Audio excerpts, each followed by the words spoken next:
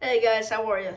We've got another Sunday school to go back, so if you've got your bag, that means you've been led to this video.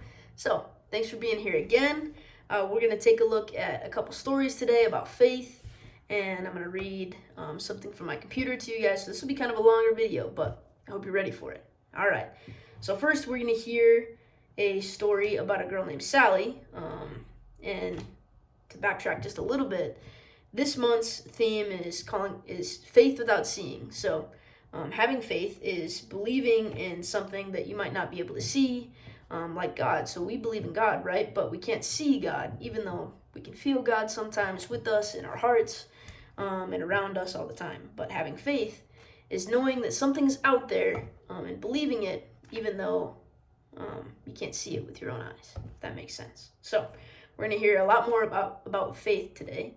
And our first story is Sally. So, Sally is 8 years old, and she lives at home with her mom and her grandma, and her dad is a soldier in the army. And so, for most of Sally's life, he has been away serving his country. Sometimes she finds it hard to remember what he looks like, but she has a photograph of him that she keeps next to her bed, and every time she misses him, she looks at the photo to remind her that he is real. And sometimes, if she is upset or worried, she even takes the photo of her dad to bed with her just to remind her how much her dad loves her. Her dad promised Sally that life will not always be like this, and that soon he'll be home and they'll go for long walks in the park, or take trips to a theme park, or go to the beach and build sandcastles together and have picnics, and he'll be there to see her dancing and attend all of her school stuff. Sally holds on to these promises from her dad. She tells her mom about the kinds of things that she would like to do with him in the park, or what rides they'll go on at the theme park. She tells her mom what color sand castles that they'll build, color the buckets will be with the sand castles that they'll build on the beach, and that her favorite color is pink. And she makes up all the things that they'll need to go on their picnics together. Sally works hard every day to make sure that her dad will be proud of her. Sally has faith in her dad. He has always kept his promises to her. Even though things don't happen all the time, Sally imagines that they will. She looks forward to them even more, knowing that when they do happen, everyone in the family will feel good and enjoy their days out. Even their grandma, who gets sick on the child's, merry-go-round. Her dad tells Sally that having faith is a good thing, and he too has faith in God, as all her friends at the church that they go to. Although the world is not perfect, they live in the teachings of that place, and that is faith, which is believing in something without seeing it. It is trusting the future and not the past. Faith is living in the light of God's promises. So, I liked that little story about Sally, how she cannot see her dad, but she knows that her dad will come back, and that her dad will be with her always, which is really nice. And so now we're going to turn our Spark Bibles to page 30. And like I said, our text today comes from Hebrew. And we're not going to read the Hebrew text quite yet.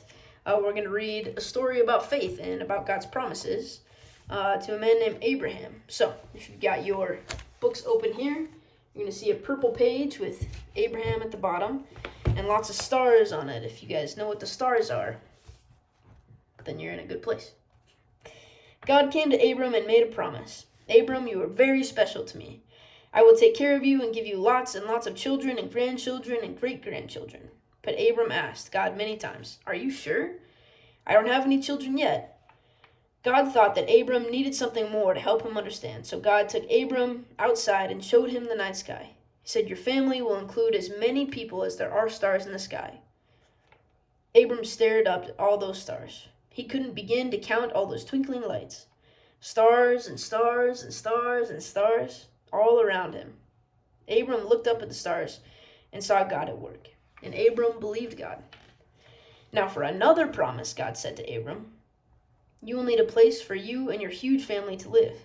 I will give you this land as I promised." "Are you sure, God?" Abram asked again. God made a covenant with Abram, a promise that Abram would become a father and a grandfather and a great-grandfather and a great-great-grandfather and a great-great-great-grandfather, and on and on and on. And all Abram's many, many sons and daughters and grandsons and granddaughters would live with God on the land in which Abram stood. So we've heard a few promises from God so far. God promised that Abram would have many, many children, as many as the stars, which there's a lot out there. I don't know if you've ever tried to count them, but there's way too many to count. And then God made another promise. God said that they'll need a place for their family to live, and so God will give them land, and they can live there. So let's see what happens. When Abram was 99 years old, he and his wife Sarai were still waiting for God's promise of a huge family to come, and Abram was getting frustrated. He asked God, "What are you waiting for?" God spoke to Abram, "I will keep my promise, and I will change your names. Instead of Abram, your name will be Abraham, and instead of Sarai, your wife's name will be Sarah." Abraham was afraid of what God said. He thought he was too old to become a father. And so many people, and his wife he thought he was too old to become the father of so many people, and his wife was too old to have children. He fell on his face, and he peeked up with one eye. Could God really make such a thing happen? Later, as Abraham was sitting by the tent, he saw 3 strangers walking toward him. Abraham squinted into the sun, and he wondered who could be visiting him on such a hot day. So here's Abraham. He looks a lot older than the last picture that we've seen him. So we've fast forwarded a few years, and now he's 99, and he's still waiting for God's promise that he'll have so many children. As many as the what? If you said stars, you got it right. "Hi," Abraham said when they arrived. "You must be tired from traveling. Would you like to sit down and rest and have some food?" Quickly, Abraham asked Sarah to make some bread. He ordered his servant to prepare some meat. Sarah stood hiding in the tent, listening to the visitors. Who were they? And why had they come to her house? And why were they talking about her? She leaned in a little closer. "Your wife Sarah will have a son," the visitor said to Abraham. And Sarah started to laugh. Didn't they know that she was too old to have a child? The visitors looked up. Why was Sarah laughing? They asked. Doesn't she believe that God's promise will happen? God's promise to Abraham did happen. And Sarah had a baby boy, and she named him Isaac, which means laughter. Abraham and Sarah's family grew and grew and grew, and God blessed each generation with laughter and happiness. So, it took a really, really, really, really long time, but they finally had a baby, and they named him Isaac. And so we know that God came through with his promise. God always comes through with the promises that he makes us. Whether that's Abraham having as many kids and family as the stars in the sky, or if it's promises to us, to protect us and love us always.